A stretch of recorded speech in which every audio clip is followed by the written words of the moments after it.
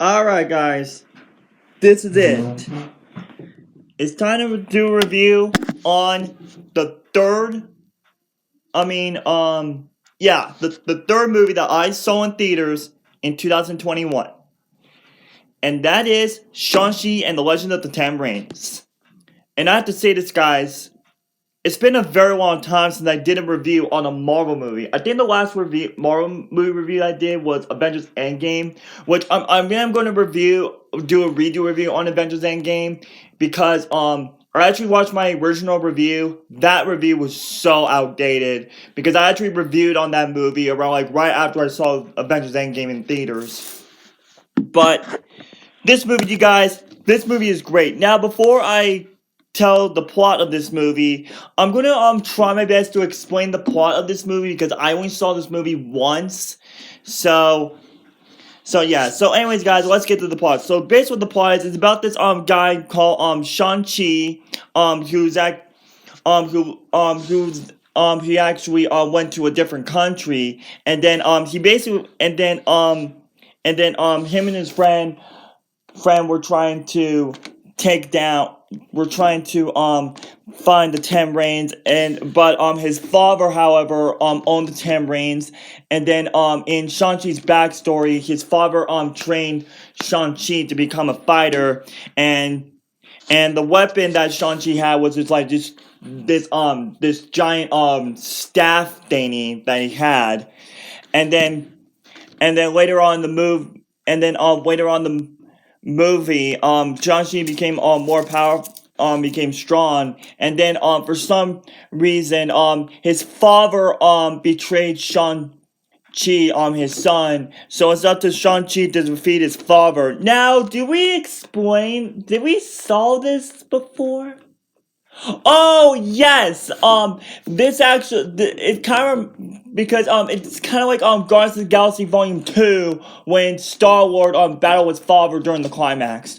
And that's why I get to basically describe what the plot is, because I only saw this movie once, and I want to watch One Rock Strikes Back review on this movie so that way I can refresh my memory. So anyway, guys, so basically, what I think about Shang-Chi and the Legend of the Ten Rings, it was actually a really great movie. I really enjoyed this movie. Now, I was originally supposed to see this movie in theaters with my family, but due to that bloody incident that happened to me in September, if you guys remember my 2021 video, I decided for payback, I snuck out of the house, booked an Uber, and go see Shang-Chi and the Legend of the Ten Rings at my local Regal movie theater.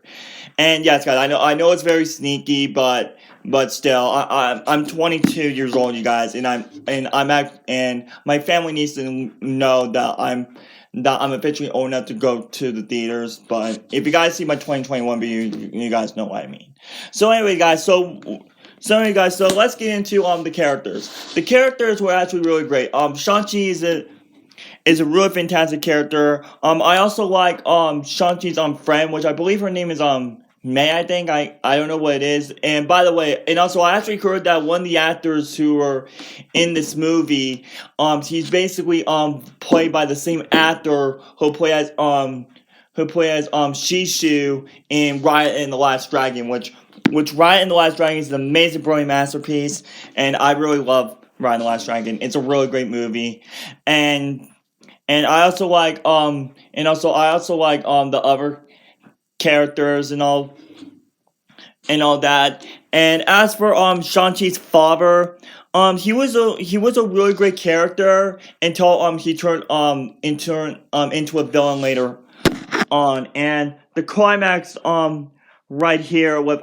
Shang-Chi getting the reins and battling his dad, I have to say this, that has to be my favorite scene throughout the entire movie. And I also like the fight butt scene, and I did remember that in that scene someone recorded Shang-Chi fighting, and then it went viral all over the internet, and it was actually really great. So yeah, and I also like the battle scenes. The battle scenes were great, and And I was thinking that like when I first like watched this movie, I thought this movie would like take place in China or something. But and this is actually the very first movie that Shang-Chi was introduced into the MCU. And I was originally supposed to go see Black Widow, but as of right now, guys, I have never seen Black Widow.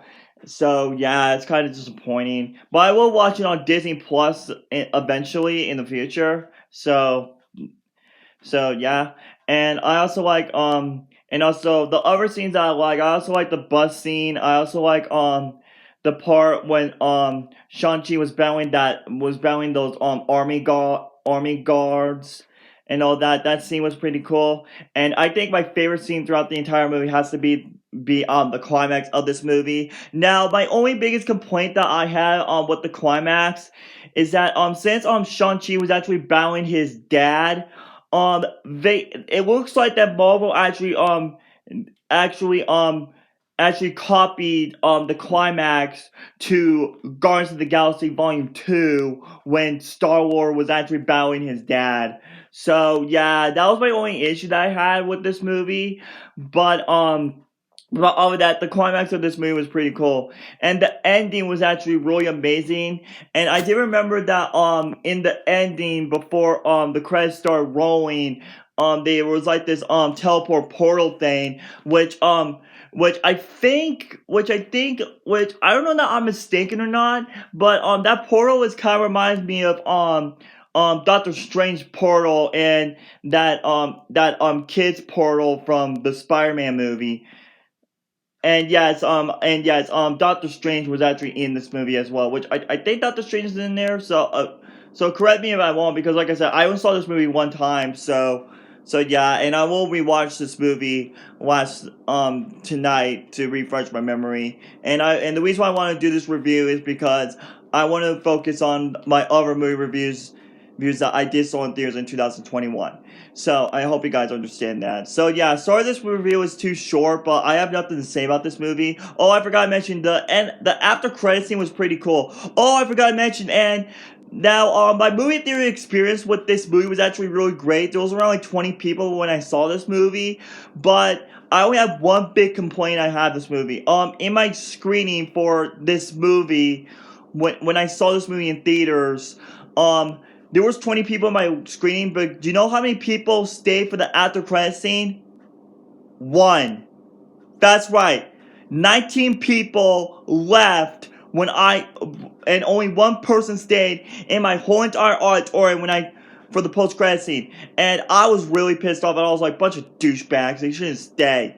So yeah, but thankfully guys, but when I went to go see Spider-Man No Way Home, um everyone stayed for the post credit scene, and I was really happy for that.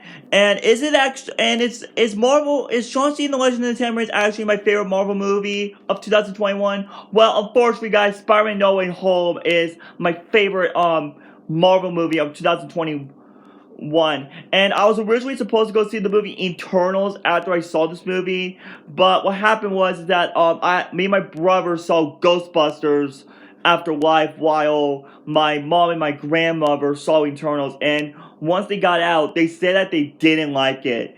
So I'm actually really worried about this movie. So thankfully, guys, thankfully I decided to make a great decision to save my money to go see Spider-Man than be seeing Eternals. But I will watch Eternals on Disney Plus because I think Eternals came out to Disney Plus today. I think I don't know. So all of that, guys. Shang-Chi and the Legend of the Ten Rings is a really fantastic movie overall. It had really great voice acting, really great special effects, and this movie was actually the very first Marvel movie, the Marvel MCU movie that I ever saw in theaters on my own, and it was actually a really fun experience. But personally, guys, I like Spider-Man No Way Home even better than this movie. So my opinion, guys, my final rate for Shang-Chi and the Legend of the Ten Rings, I would give this movie a 9 out of 10 and give it the seal of approval.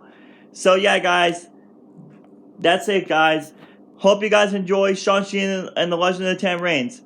And and on top of that, guys, the next movie that I'm going to review is the very first movie that I was the only person in the theater. That's right. My next review is Jungle Cruise. I can't wait to review on that amazing Brady masterpiece. So if you like this review on Shang-Chi and the Legends of Ten Rings, make sure you hit that like button, like and share with your friends, subscribe to my channel if you're new, and follow me on Instagram at MightyPlusFanboy. And until next time, goodbye!